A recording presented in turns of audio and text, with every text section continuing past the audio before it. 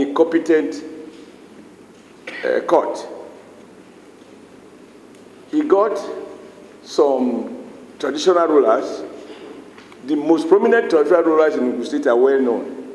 People like the Awujale of Ijebu, and so all those ones refused to attend, but he got some to attend, to come to Abuja, to persuade Abuja to put pressure on me to revise what has been properly done and to accept what is clearly unlawful.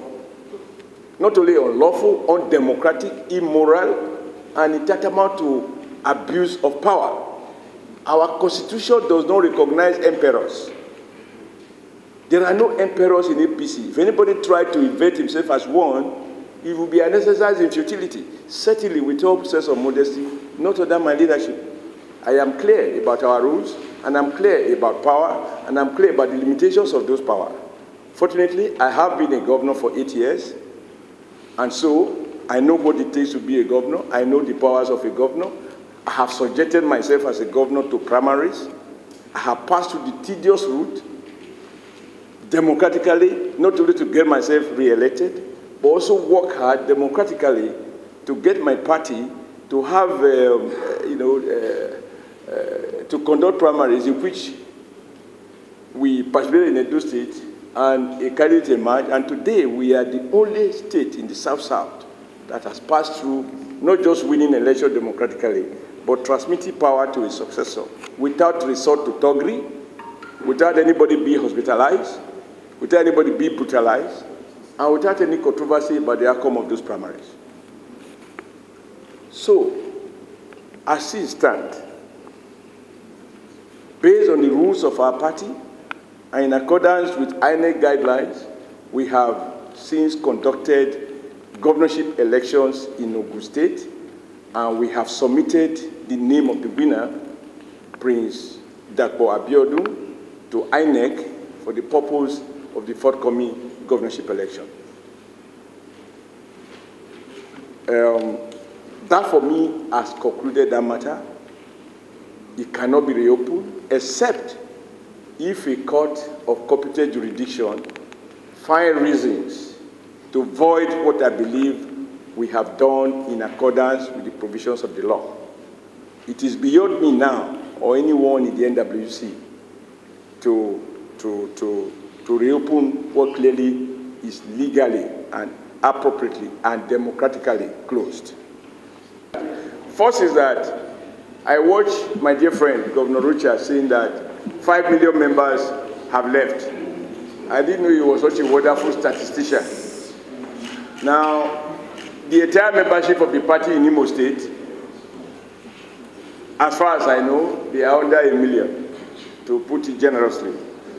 So where the people are coming from, if people have left us because we are not able to help him to create a political dynasty, then it would be nice for him to give further details about the origin, the location of those people who have left.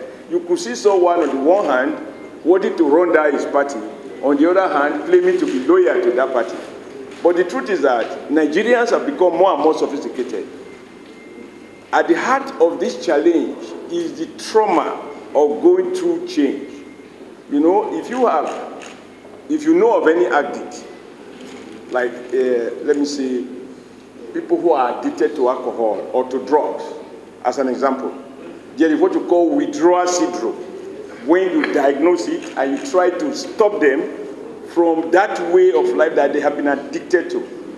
Now, unfortunately, and I'm sure you media people will readily agree, most Nigerians have worried that how can we have a democracy in which only few kingpins dominate and that party membership doesn't carry any meaning. And it is so-called godfathers that anoint. You hear of anointment. You hear of godfather imposition. Now, my task has been to consciously work to steer APC away from this very ruinous past which PDP created. You know, to open it up so that it can be membership driven.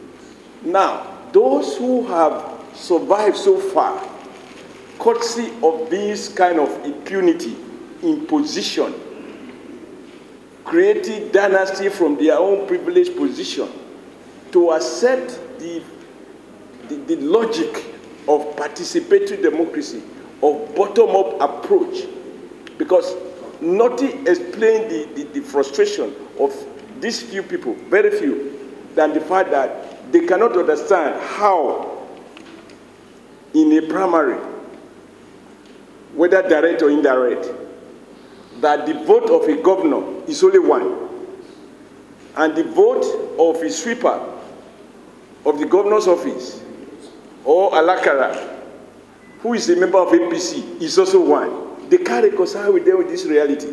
So if you have 200 Alakara, 300 sweepers voting for a candidate, and you have one governor, 2 commissioners, 5 special advisors voting for another, the logic of our own preferred democracy is that this army of sweepers will defeat these powerful governors.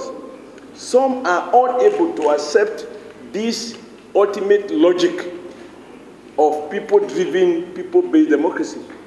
And what I have secretly refused to do is to insist that having cautiously choose change as our slogan, that change must begin with us.